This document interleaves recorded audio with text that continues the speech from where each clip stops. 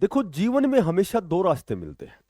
पहला रास्ता बड़ा सुगम, बड़ा आसान होता है। वो रास्ता हमें अपनी ओर खींचता है। उसमें हमें भौतिक सुख मिलते हैं। हम सोचते हैं कि ये आसान है, बड़ा रास्ता, ये बड़ा आसान है। लेकिन लेकिन वो रास्ता हमारे पतन का मार्ग होता है। दूसरा रास्ता जो होता है वो बड़ा क्लिष्ट, बड़ा कठिन, बड़ा दुर्गम, बड़ा दुष्कर होता है। उसमें बहुत सी विपरीत परिस्थितियां होती हैं, बहुत से संघर्ष होते हैं। और उस रास्ते को पार करने के लिए पूरी मेहनत और मशक्कत के साथ, हमें कठोर साधना के साथ उस दिशा में आगे बढ़ना होता है। और वही रास्ता हमारे सफलता के मार्ग को प्रशस्त करता है। वो कहते हैं कि जिसका जैसा चरित्र होता है उसका वैसा मित्र होता है। शुद्धता होती है विचारों में, मानव कब पवित्र होता है। फूलों में भी कीड़े पाए जाते हैं और पत्थरों में भी हीरे पाए जाते हैं। किसी की बुराई को छोड़कर उसकी अच्छाइयों को देखो, तो नर में भी नारायण पाए जाते हैं। नमस्कार प्यारे बच्चों, देखो बहुत अच्छी लेटेस्ट अपडेट है, बहुत बड़ी अपडेट है कि लगभग बहुत जल्दी 582 पदों पर एनटीटी, मैंने लिखा नहीं, एनटीटी, जेवीटी, टीजीटी, पीजीटी और आपकी स्पेशल एजुकेटर की बहुत जल्दी भर्ती आने वाली है। और ऐसा मैं नहीं कह रहा, ऐसा हरियाणा पंजाब हाई कोर्ट ने स्पेशल प्रशासन को निर्देश दिया है कि चंडीगढ़ में लगभग 20% पद हैं वो अध्यापकों के रिक्त हैं। और बच्चे स्ट्रगल ना करें, इसलिए स्पेशल कोर्ट ने ये निर्देश दिया है प्रशासन को कि आपको 31 जुलाई से पहले पहले ये नोटिफिकेशन जारी करना है। चूंकि चंडीगढ़ में लगभग भर्तियां सर्व शिक्षा अभियान के तहत, एसएसए के तहत होती थी। पिछली एक भर्ती है वो नियमित भर्ती हुई थी। अब दूसरी जो भर्ती है आपकी, बहुत जल्दी आपका जो नोटिफिकेशन है वो बहुत शीघ्रता शीघ्र मैं कहूँ तो वो आपका नोटिफिकेशन जारी होने वाला है। और जब कोर्ट ने ऐसा आदेश और निर्देश दिया है तो आप भली भांति समझ सकते हैं कि ये जो भर्ती है आपकी बहुत जल्दी आने वाली है। क्योंकि ऐसा मैंने पिछली वीडियो में भी बताया था आपको कि लगभग 20% जो पद हैं वो शिक्षकों के रिक्त हैं। अब यहाँ जैसे थोड़ी सी हम बात करते हैं। देखो, चंडीगढ़ में जो एज का क्राइटेरिया होता है, जो एज का क्राइटेरिया होता है जनरल का, 21 से 37 साल है। ठीक है। उसके बाद यदि चंडीगढ़ के आपके पास ओबीसी है तो नियमानुसार वही 3 साल की छूट, वो जैसा प्रकरण जो सरकारी विभाग में है, SC ST को 5 साल की छूट। अच्छा, अदर स्टेट, आप भारत के किसी भी स्टेट में आप फॉर्म अप्लाई करते हैं तो आप अदर अदर जो भी स्टेट होता है वो जनरल में ही काउंट होता है। चाहे हरियाणा का कैंडिडेट भी होगा वो भी यहाँ चंडीगढ़ में, चूंकि हरियाणा की राजधानी चंडीगढ़ है, लेकिन हरियाणा का जो कैंडिडेट भी फॉर्म अप्लाई करेगा तो वो जनरल में काउंट होता है, बशर्ते कि उसके पास, यदि उसके पास ओबीसी की सर्टिफिकेट नहीं है, चाहे वो किसी भी कैटेगरी से बिलोंग करता हो, वो जनरल में काउंट होता है। ठीक है। यहाँ यहाँ जो आपका क्राइटेरिया है सभी को पता है। जेबीटी का क्या है, 10+2, 2 साल का वो एलिमेंट्री एजुकेशन, जेबीटी का जो डिप्लोमा होना चाहिए आपके पास।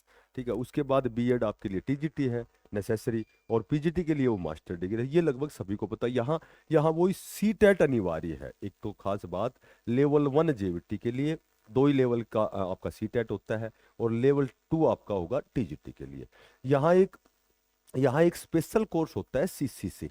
देखो, सीसीसी का ये जो आपके पास डिप्लोमा, जो आपके पास सीसीसी क्या होता है, ये कंप्यूटर कॉन्सेप्ट जो है आपका कोर्स होता है।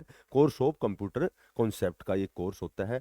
और ये जो आपके पास है 80 घंटे का होना चाहिए। पर वो 80 घंटे में एक खास बात ये है कि ये संचालित किससे होना चाहिए, ये संचालित होना चाहिए, ये आपका राष्ट्रीय मेरे ख्याल से इलेक्ट्रॉनिक और सूचना प्रौद्योगिकी संस्थान से ये संचालित होना चाहिए। इसको NIELIT बोलते हैं, NIELIT होता है ये। तो ये इससे आपका जो है वो अप्रूवल यानी कि संचालित होना चाहिए। अच्छा, इसकी एक खास बात और है सीसीसी की, कि ये आपको डीवी के समय अनिवार्य रूप से आपके पास होना चाहिए। फॉर्म के समय ये बहुत ज़्यादा जरूरी नहीं है, फॉर्म के समय चाहिए आपके पास नहीं है। पर जब आपका एग्जाम होता है, आपका सिलेक्शन होता है, तो आपकी जो डीवी प्रक्रिया होती है, डॉक्यूमेंट्स वेरिफिकेशन की जो प्रक्रिया होती है, उस समय ये आपके पास जो है ये होना चाहिए। ये अनिवार्य है। National institute of electronic information technology का ये, इससे ये संचालित होना चाहिए। अच्छा, यहाँ यहाँ जब हम बात करते हैं तो ये आपका एग्जाम भी जो है, जब आपका नोटिफिकेशन जुलाई में आएगा, यानी कि पहले भी आ सकता है, वो तो डेडलाइन है 31 जुलाई। तो ये आपका एग्जाम है, ये बहुत शीघ्र होगा। पिछली बार की तरह, जो पिछली बार तो पहली बार जो आपकी जो रेगुलर भर्ती हुई थी, उस तरह से ये बहुत ज्यादा इसमें विलंब, किसी प्रकार का व्यवधान नहीं होगा वो, क्योंकि पहले मैंने बताया एसएससी के तहत भर्तियां होती थी। ठीक है। तो उसके बाद जो भर्ती है, ये पिछली बार जो नियमित भर्ती हुई थी, तो उसमें थोड़ा सा कुछ कंट्रोवर्सी हुई थी, थोड़ा सा विरोधाभास हुआ था। कभी बीएड के कैंडिडेट को जेवीटी के लिए उनको इंक्लूड किया गया था, फिर इस तरह का थोड़ा सा केस चला था। तो अब की बार पूरी चीज़ें पहले ही, जो टर्म्स एंड कंडीशन है, जो नोटिफिकेशन के समय जो भी रिक्रूटमेंट जारी होगा, उस समय जो भी पॉलिसी है वो सारी पहले से ही उसमें मेंशन की जाएगी। तो इसमें बहुत ज़्यादा समय आपका नहीं लगने वाला है। और 150 नंबर का आपका यहाँ एग्जाम होता है, सेम डीएसएसबी की तरह। डीएसएसबी की तरह इसमें क्या होता है, 0.25 नेगेटिव मार्किंग होती है, यानी कि 4 क्वेश्चन आपके गलत होते हैं तो 1 नंबर आपका डिडक्ट होता है। ठीक है। 2 घंटे यानी कि 2.5 घंटे का आपका समय होता है। तो जेवीटी की यदि हम बात करते हैं, तो लगभग 15-15 नंबर के जैसे अब मैथ है, मैथ 2 बार 15-15 नंबर का है, तो मैथ का सीधे आप 30 नंबर मान सकते हैं। जैसे 30 नंबर का मैथ हो गया। ठीक है। और उसके बाद टीचिंग aptitude की बात करते हैं, तो ये 15 हो गया। यहाँ एक आईसीटी से भी 15 क्वेश्चन आते हैं, आईसीटी कंप्यूटर टेक्नोलॉजी से भी 15 क्वेश्चन। यदि बेसिक जब सीसीसी का डिप्लोमा आपसे मांगा गया है, तो आप जाहिर सी बात है, कंप्यूटर की नॉलेज तो आपको बेसिक होनी चाहिए, और एक अध्यापक को बेसिक नॉलेज होनी चाहिए। ठीक है। उसके बाद में आपकी इंग्लिश हो गई, आपकी इंग्लिश हो गई, इंग्लिश भी 15 नंबर की है। आपकी हिंदी हो गई, हिंदी भी आपकी 15 नंबर की है। और उसके बाद आपकी एक स्पेशल सब्जेक्ट आपको, अदर स्टेट को पंजाबी भी आपको बेसिक पढ़ना पड़ेगा, क्योंकि पंजाबी के भी यहाँ अनिवार्य 15 क्वेश्चन होते हैं।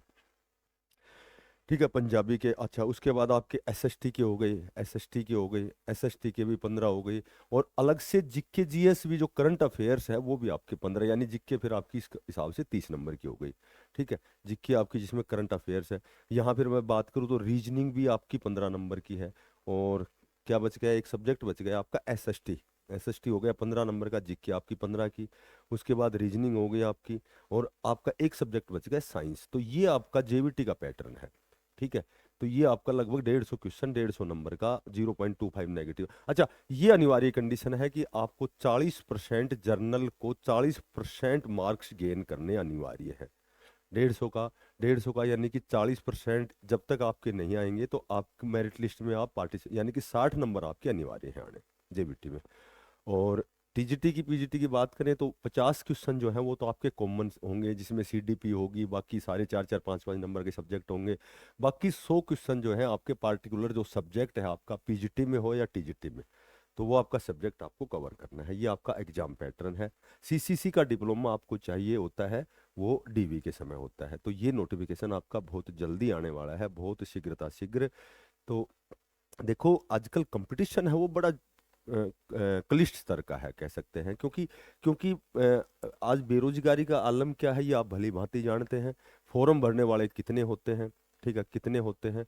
और लगभग लगभग जो ये कह सकते हैं कि कंपटीशन इतना हाई फाई होता है कि सभी बच्चे बड़े जागरूक हैं।